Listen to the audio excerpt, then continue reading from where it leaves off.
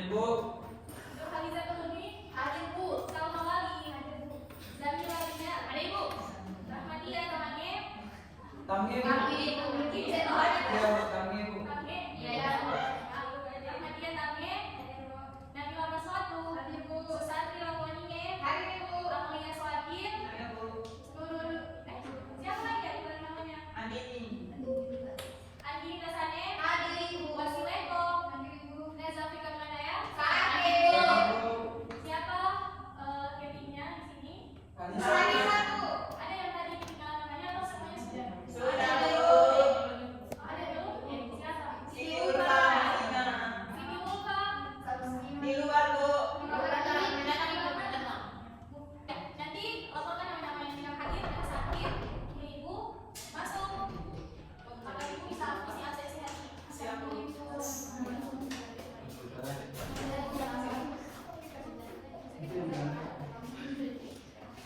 Oke, karena ada yang terlambat, ibu kita perwakilan yang terlambat untuk memimpin doa belajar. Kayak yang dipakai silahkan. Di sini nak. Ibu. Insya Allah. Jadi teman-teman sebelum kita memulai pembelajaran pada pagi hari ini, marilah kita sama-sama membaca doa kita.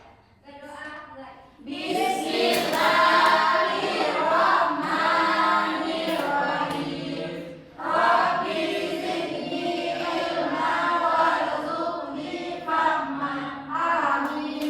Terima kasih nak.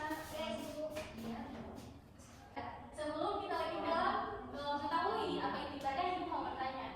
Di sini anak-anak sudah pernah mendengar apa itu ibadah atau sudah pernah melakukan ibadah? Oke, ya sudah. Nah sekarang ibu mau tanya lagi. Ada yang bisa memberikan pendapatnya tentang apa itu ibadah? Saya Bu. Oke, masya Allah. Yang cowok di belakang tuh. Ya Bu, menurut saya ibadah itu suatu perbuatan sebagai bentuk ketaatan seorang hamba kepada Rabbnya, kepada Allah Subhanahu Wa Taala. Ya, terima kasih. Ya, Ya, sama-sama. yang cewek ini silahkan. Jadi ibadah juga adalah sebuah tindakan yang dilakukan berdasarkan kehendak Allah dan doa. Oke, ya. Jadi pendapat dari teman-teman kalian mereka tentu itu dua-duanya sangat benar. Dari aplaus dulu.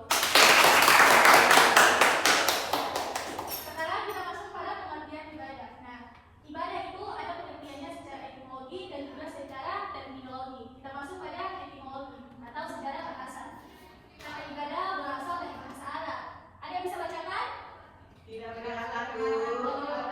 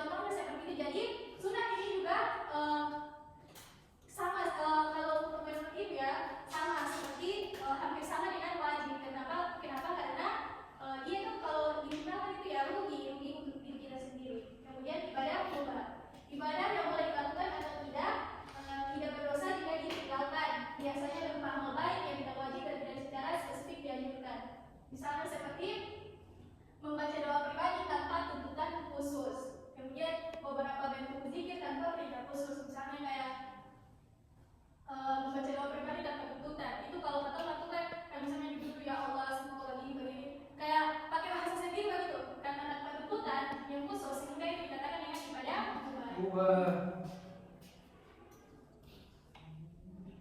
Ya, sebelum kita masuk pada ibadah dalam segi pelaksanaan, ibu mau kasih air sedikit dulu biar teman-teman semua semangat. Iya, Bu.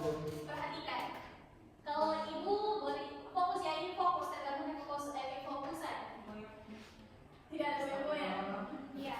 Kalau ibu bilang tepuk 1 berarti tepuk 2, tepuk 3. Nah, kalau ibu cuma bilang tepuk berarti tidak. Kalau ibu bilang 1 berarti tidak. Oh iya. Ingat dulunya, kalau ibu bilang tepuk 1, tepuk 2, tepuk 3. Tapi kalau ibu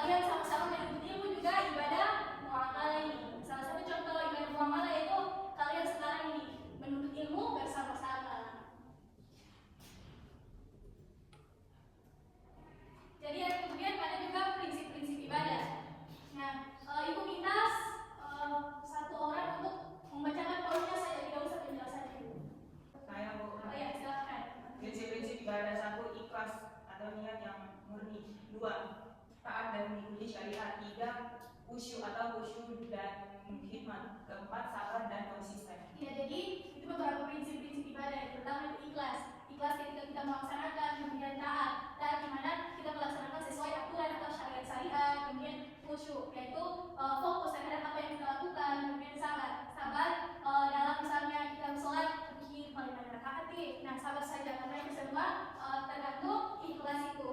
Kalau yang poin pertama dapat atau yang terakhir dapat, insya Allah ya semuanya itu dapat. Nah, ini juga ini basic sekali. Yang dimana menghindari ria dan pamer. Nah, dimana kita ketahui sekarang banyak sekali orang yang melakukan sesuatu, mereka itu mau memandangkan kepada orang lain. Nah, kita tidak tahu niatnya seperti apa, tapi untuk anak sekalian harus menghindari hal ini. Kenapa? Karena kita niatnya untuk pamer, maka tidak akan mendapatkan ridho dari Allah Subhanahu Wa Taala. Kemudian, ketika kalian melakukan sesuatu harus mengikuti sunnah Nabi Muhammad SAW. Kemudian menggunakan waktu yang tepat dan tempat yang sesuai. Kemudian menghindari hal-hal yang membatalkan ibadah. Nah, jadi itu prinsip-prinsip dalam ibadah. Ada juga tujuan. Ketika kita melakukan sesuatu pasti ada tujuannya. Sebaliknya juga dengan ibadah. Ibadah itu ada tujuannya. Tujuannya itu menghambakan diri kepada Allah Subhanahu Wa Taala. Seperti yang tadi teman kalian bacakan ayatnya, yaitu dan aku tidak menciptakan jin dan manusia hanya untuk beribadah kepadaku. Maka kita itu beribadah sama saja dengan kita menghambakan diri kita kepada Allah Subhanahu Wa Taala, sang pencipta kita sendiri. Kemudian juga mendapatkan ridho dan keridhaan dari Allah Subhanahu Wa Taala. Kemudian mensucikan jiwa dan membersihkan dosa. Nah, jadi itu tujuan ibadah dalam kehidupan sehari-hari. Yang terakhir yaitu keterkaitan ibadah dengan kehidupan sehari-hari. Di mana ibadah itu sebagai fondasi kehidupan. Teman-teman pernah merasakan atau tidak? Kalau misalnya nih, diri kita dalam keadaan suci, lalu tidak melaksanakan sholat atau tidak melaksanakan ibadah yang lain seperti puasa atau hal apapun itu yang berkaitan dengan ibadah, hati teman-teman itu rasa gelisah atau tenang-tenang saja? Nah, maka ibadah itu sebagai fondasi kehidupan kita. Ketika kita melakukan ibadah itu dengan sabar, dengan taat dan mengharapkan itu dari Allah Subhanahu Wa Taala, maka niscaya hidup kita itu akan tenang.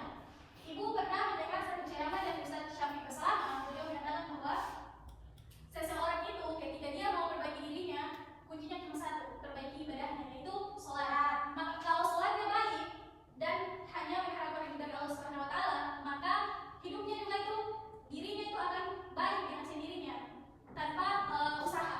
Jadi kuncinya itu di ibadah. Ketika ibadah kita itu benar, maka insya Allah diri kita juga perlahan tidak langsung balik kayak kita balik ke Allah Ta'ala, tapi pada prosesnya.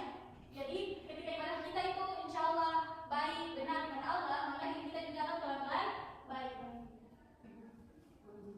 Ya, silakan. Ya, yang ketiga yaitu membangun akhlak mulia dan hubungan sosial. Kita bisa membedakan mana orang yang memang bukan taat ya, tapi kayak ibadahnya dijaga. Teman-teman sendiri pernah melihat orang kayak misalnya ketemu orang di jalan atau berteman dengan orang itu, lalu melihat dari seginya saja ini bukannya rajin sholat begini. Sudah pernah merasakan hal itu atau belum? Sudah. Tapi belum tentu juga ya teman-teman, karena pasti di setiap kita punya perjalanan untuk mencapai ini semua itu pasti ada ujian. Kadang dia itu sudah di atas, tapi pasti turun lagi. Jadi jangan berekspektasi tinggi kepada manusia yang lain. Jadikan dia sebagai contoh, ambil yang baiknya saja. Nah, mungkin itu saja materi yang Ibu dapat sampaikan. Sekarang Ibu akan bagikan kalian menjadi 2 kelompok. Ya, 2 kelompok saja karena sesuai dengan anggota-anggota kalian, karena sekalian sedikit, maka 2 kelompok. Kelompok 1 yang ini, kelompok 2 yang ini. Kelompok 1 mencarikan ayat mengenai perintah ibadah dan juga contoh ayat itu dalam kehidupan sehari-hari. Mengerti? Kemudian ayat Al-Quran, khusus ayat Al-Quran ini. Kemudian kelompok 2 carikan hadis dan juga ijma. Ini kelompok 2. Carikan hadis dan juga ijma tentang perintah ibadah. Setelah itu 2 orang presentasikan. Untuk kelompok 1 2 orang, kelompok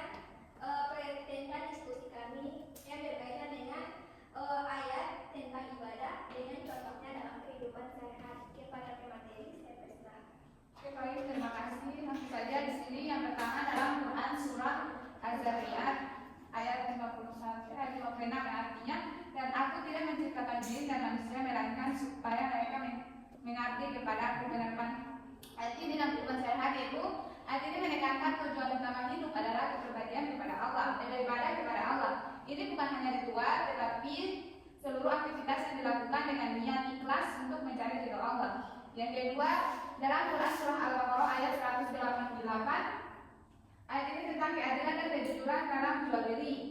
Penerapan ayat itu kehidupan sehari-hari, yaitu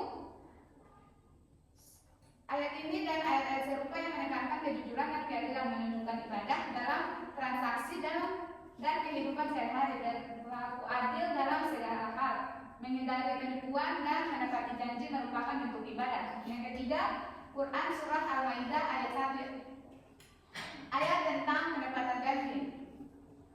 Ayat ini dalam kehidupan sehari-hari menepati janji baik besar maupun kecil adalah bentuk ibadah yang mencerminkan integritas dan tanggung jawab. Ini menunjukkan komitmen kepada Allah dan kepercayaan yang diberikan kepada kita.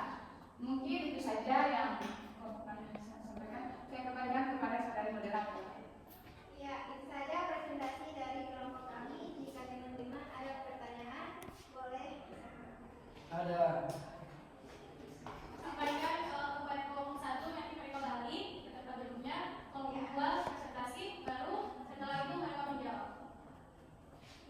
Mengenai yang kalian sampaikan dalam buku 1 Rasulullah Al-Baqarah ayat 188, yang artinya janganlah kamu makan harta di antara kamu dengan jalan yang batil, dan janganlah kamu menjual dengan harta itu kepada para hakim dengan maksud agar kamu dapat memakan sendiri harta orang lain itu dengan jalan dosa padahal kamu mengetahui. Pertanyaan saya, kaitannya dengan ibadah juga bagaimana? Itu kan seperti tentang larangan, janganlah kamu. Lalu yang kata sebutkan itu kita dengan kehidupan iman, berkaitan kita dengan ibadah tak bersehari. Iya. Terima kasih. Oke, untuk kelompok 1, berangkat kepada kelompok 2.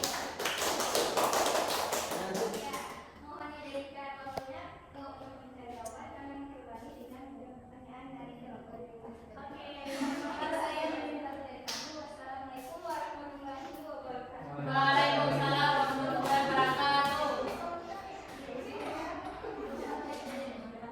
Ya, selanjutnya kelompok 2. Ya, untuk pemberitahuan kepada kelompok 1 dan 2 yang sudah bertugas sebagai moderator dan pemateri untuk menjawab pertanyaan, kalian berdua tidak bisa karena ini menilai per individu, maka yang lain harus bertugas.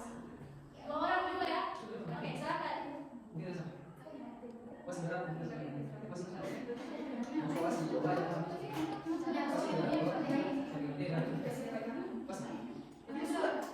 Ayo kelompok 2.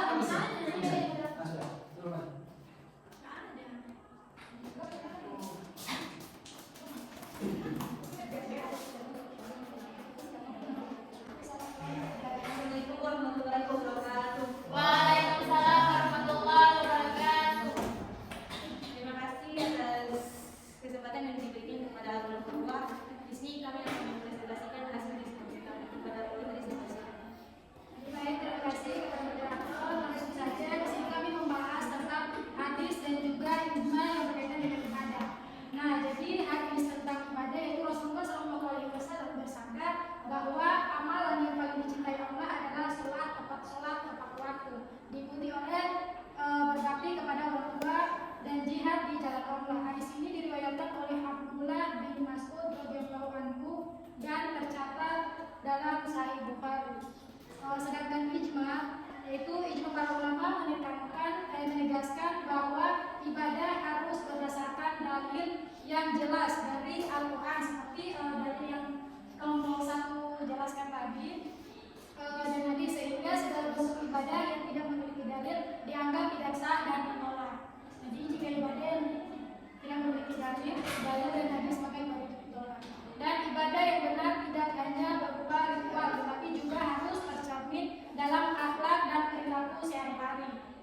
Jadi ibadah itu bukan hanya berbentuk sholat, puasa, tapi seperti yang dijelaskan ibu guru tadi, sesuai dengan hadis yang menghubungkan ibadah dengan amal ibadah. Mungkin itu saja, saya kembalikan kepada moderator. Mungkin itu saja materi dari kami. Di sini kami akan bertugas sebagai jawab kepada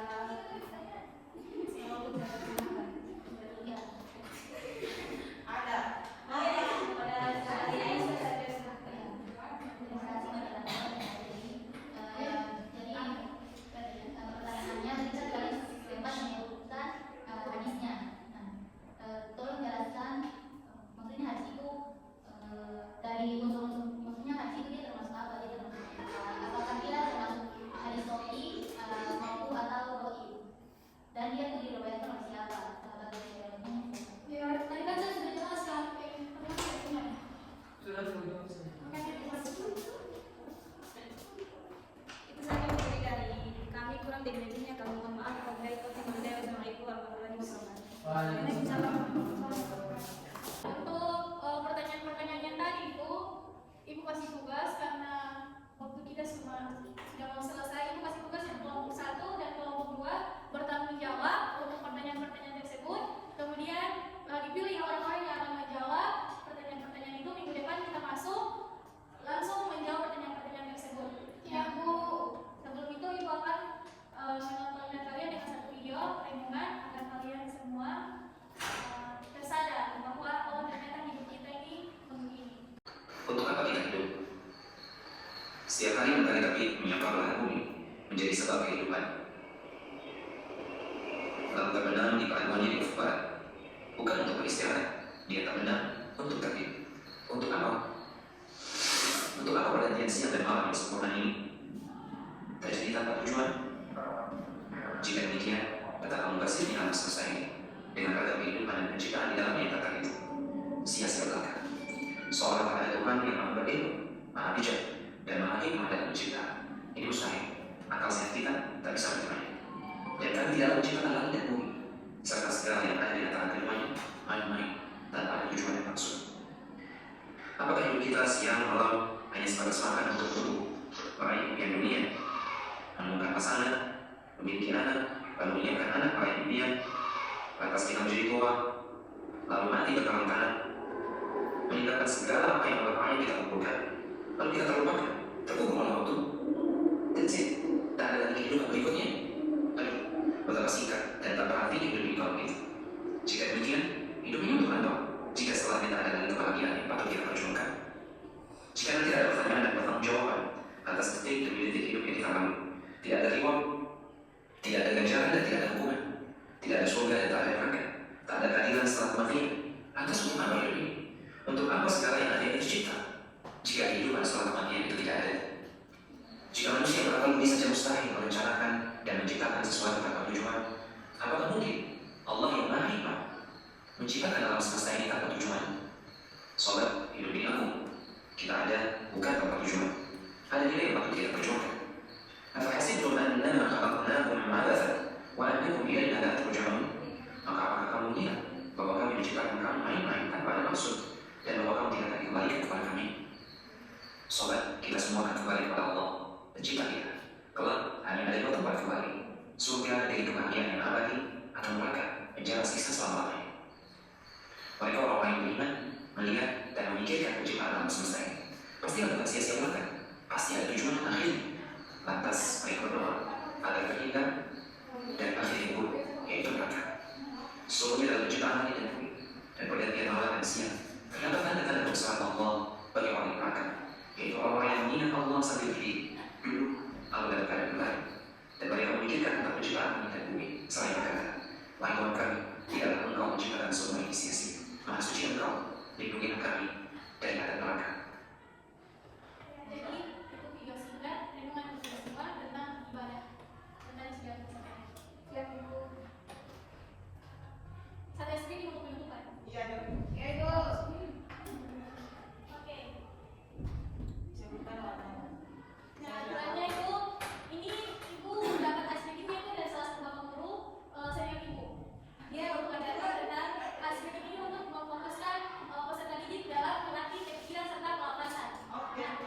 Aturannya itu sebut warnanya bukan Oke. Contohnya biru disebut Hitam. Kenapa disebut hitam? Contoh kedua Kita disebut biru. Ya karena Warnanya biru.